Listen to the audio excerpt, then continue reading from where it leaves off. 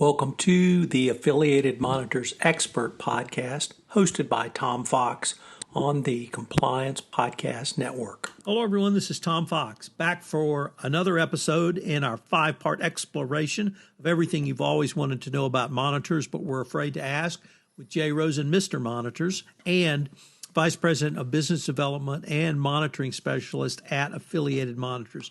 Jay, welcome back. Thanks for having me, Tom. Jay, one of the things that has most intrigued me about affiliated monitors is the concept of a pre-settlement monitorship. And in many ways, I found this to be perhaps not a more powerful tool than the post-resolution monitorship, but certainly an equally powerful tool. So I wanted to really explore this in a little bit in depth today to see if we can tease out why it can be such a powerful tool to a corporation, to an individual, to an agency, to a group of prosecutors, literally a wide variety of stakeholders.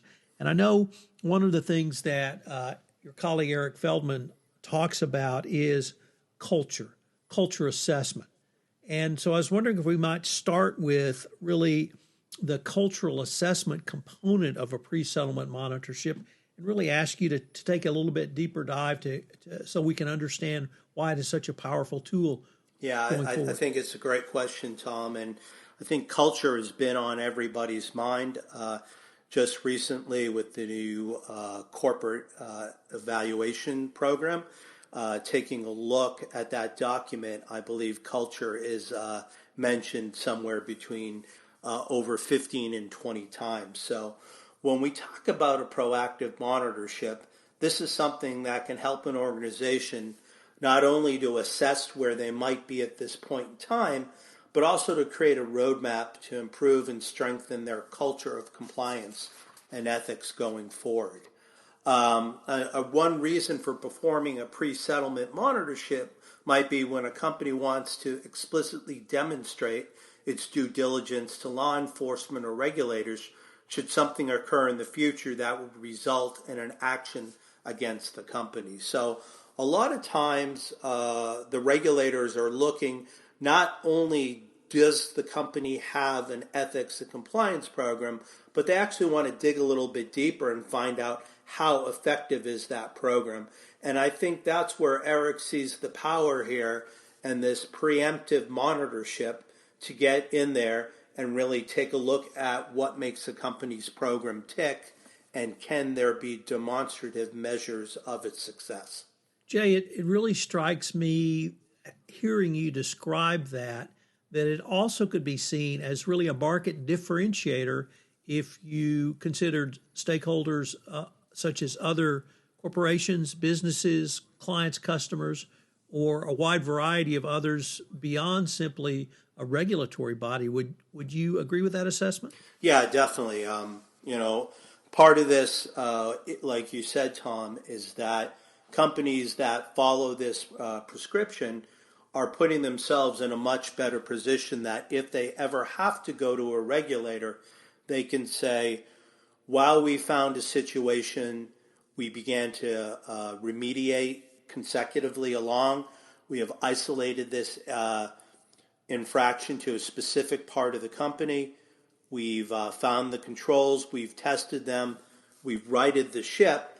And my crude way of saying this is when you're on a first date, you only get one chance to make a good impression. So if you have done this work ahead of time and you approach the regulator, you come to the table in a much stronger position because you've taken action, you've recognized what needs to be done, and you've shown the regulator that you're serious about moving forward. Jay, you're aware of the Benczkowski memo, which was released in October of 2018. And one of the things about the Benczkowski memo, certainly that Eric Feldman talks about, is it gives a company an opportunity to take some very concrete steps to avoid a post-resolution monitorship.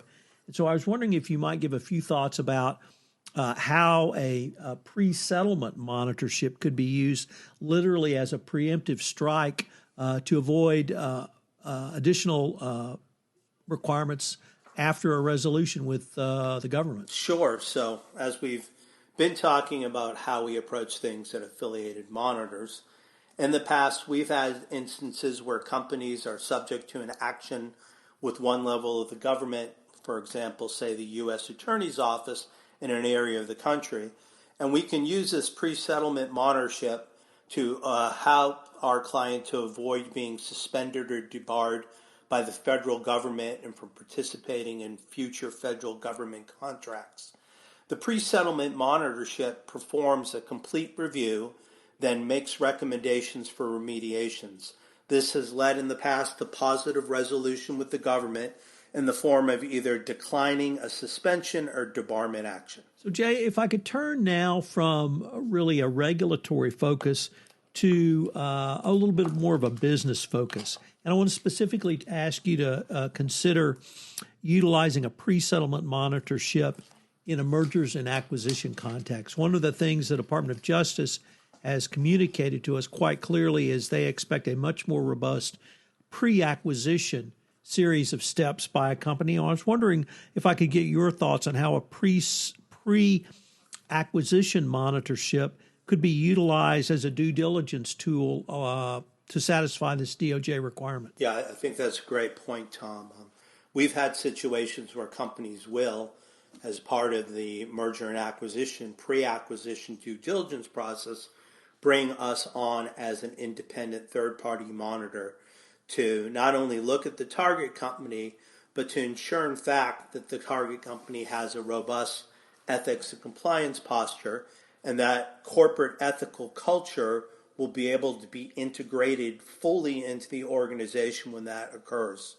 And once again, this scenario speaks to the breadth and the scope of pre-settlement monitorships as a tool. So we've reported a lot on this week in the FCPA, where we've seen a company acquire a target company, but not really having done that due diligence. And at that point, when you move forward, you now own that company. So if there's anything untoward that happens, that is now your FCPA violation. So again, where we're using the preemptive power here is if you go in and you find that there's something amiss in the target company, you have a couple options. You can retrade that deal and put some of that purchase price aside for the remediation that you would need moving forward, or sometimes the deal blows up. But either way, you're in a much stronger position because by using this preemptive monitorship, you now have information upon which you can take action. One of the things that conceptually many compliance practitioners are aware of are the three prongs of a compliance program, which of course are prevent, detect, and remediate. And utilizing kind of those three prongs, do you see the monitorship, and more specifically the pre-settlement monitorship, really moving from a simple remediation to not only a detection, but actually a prevention or even a prescription so that an issue does not become a full-fledged violation of law?